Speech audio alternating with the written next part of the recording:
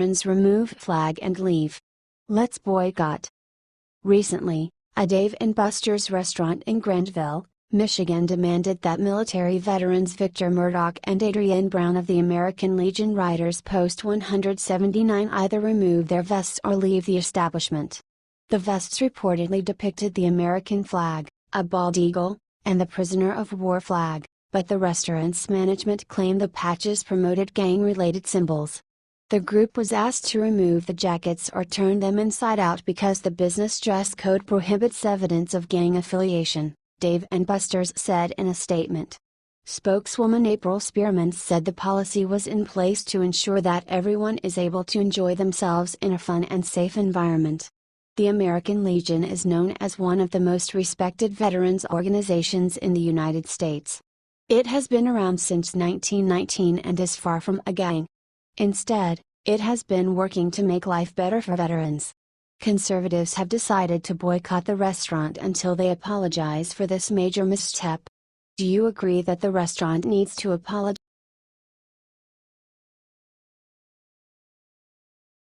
Melania Trump puts Michelle Obama in her place after she steps out of line. Barack and Michelle Obama have gone completely silent on their social media accounts while traveling internationally.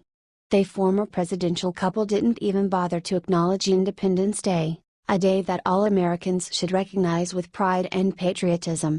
In stark contrast, President Trump and First Lady Melania Trump celebrated the occasion with members of the military and their families. The First Lady stood out as elegant, poised, graceful, and respectful of those who have served to protect our country's many freedoms. Melania is a remarkable First Lady. Do you agree?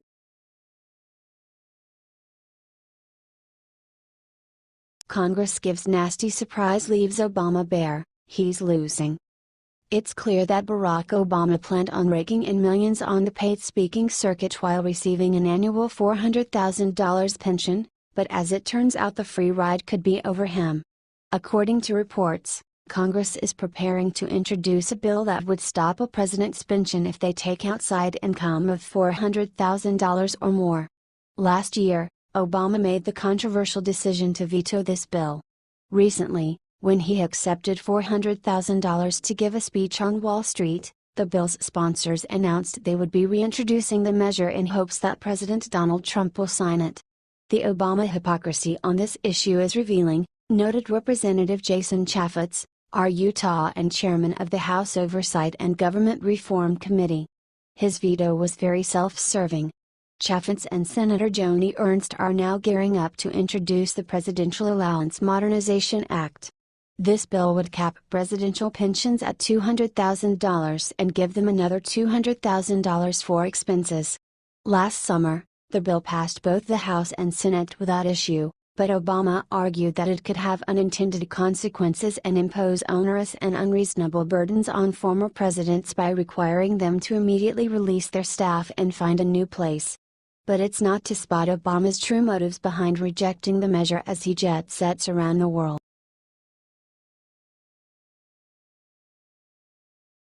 Fearless Marine blasts Obama right to his face. Legendary.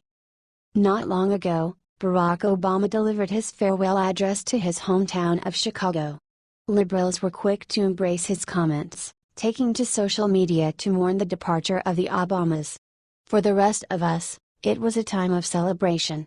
Many Americans have been able to see through Obama's facade and recognize the devastating impacts he has had on our country.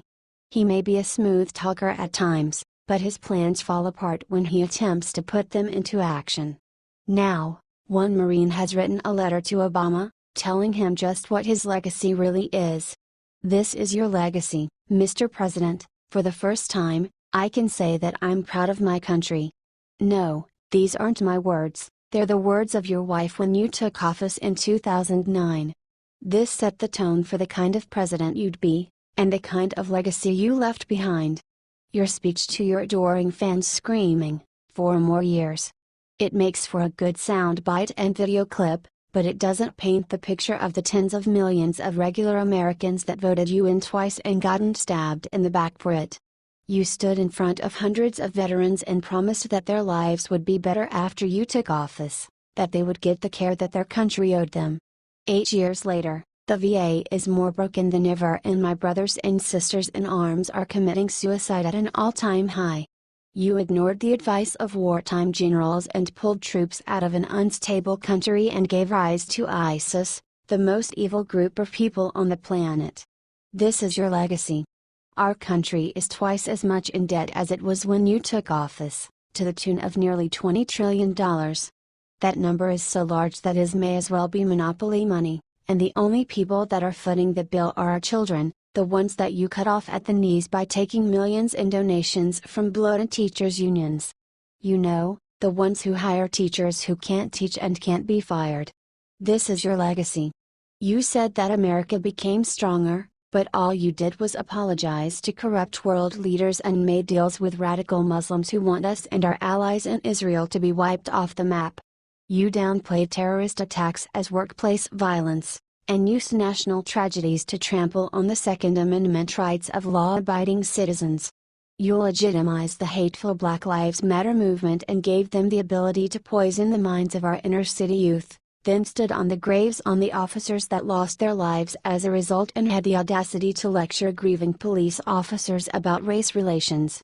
This is your legacy. You said Middle America clings to God and guns, while you waged war on both. You tried to pass yourself off as a Christian, while telling radical Muslim nations that practice Sharia law that you stand with them. This is your legacy. You spoke about Obamacare being a force for good, but don't have the common sense to realize that holding a gun to the heads of people who work for a living, to pay for the ones that don't, makes everyone worse off. Making it illegal for people not to have coverage is exactly the kind of socialism that conservatives warned about before you got into office. You dismissed these claims as conspiracy theories, but now we have regular, healthy families having to pay tens of thousands of dollars for the bare minimum of healthcare. This is your legacy. Before you were elected, you made the case that the first black president would be a milestone for this country. 8 years later, you're standing on the podium, saying, "Yes, we did," like you've accomplished something other than playing a record amount of golf as the country gets ready for its second-grade recession. This is your legacy. What may come as a surprise to you and the rest of the now far-left pundits that run the media is, the color of your skin never mattered to America. It was the policies that attracted Americans, the decency and unity that you said you'd restore to this nation, and it was the betrayal of these ideas which gave us an actual outsider, and the person that you failed to stop, Donald Trump. Your presidency was a wake-up call for America. You will be the president that will be remembered by those too young to know any better, not as a champion and protector of our rights and Constitution, but as a celebrity. Everything you've done to this country over your 8 years will be wiped from the history books, and your legacy, as much as it hurts right now, will be nothing more than a distant memory. I wish you farewell, and I'm hopeful for the future of my country, which just proved that it deserves someone better than you.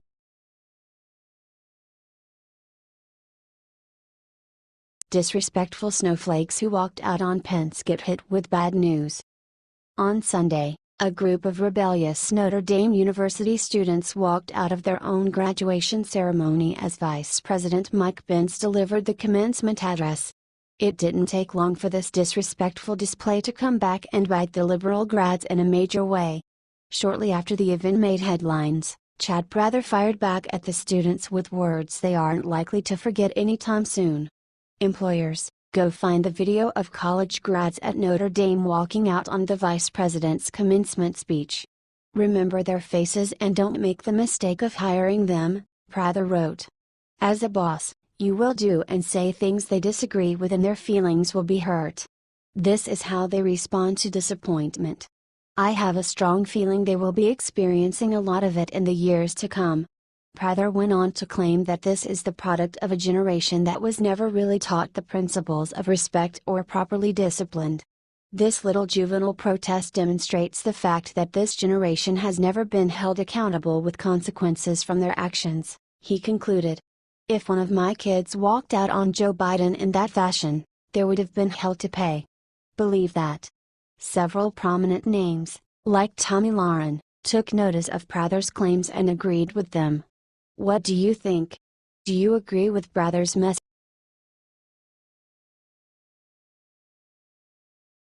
Obama gives warning to all Americans. According to Barack Obama, too much patriotism is bad for minorities. In a speech in Indonesia, the former president recently warned that sectarian politics could lead to chaos and violence. Obama went on to say that some countries have adopted an aggressive kind of nationalism and increased resentment of minority groups. It's been clear for a while that the world is at a crossroads. At an inflection point, Obama said, explaining how much the capital of Jakarta has improved since he lived there as a child. But the increased prosperity has been accompanied by new global problems, ranging from inequality to terrorism. If we don't stand up for tolerance and moderation and respect for others, if we begin to doubt ourselves and all that we have accomplished, then much of the progress that we have made will not continue, he said. What do you think of Obama's comment?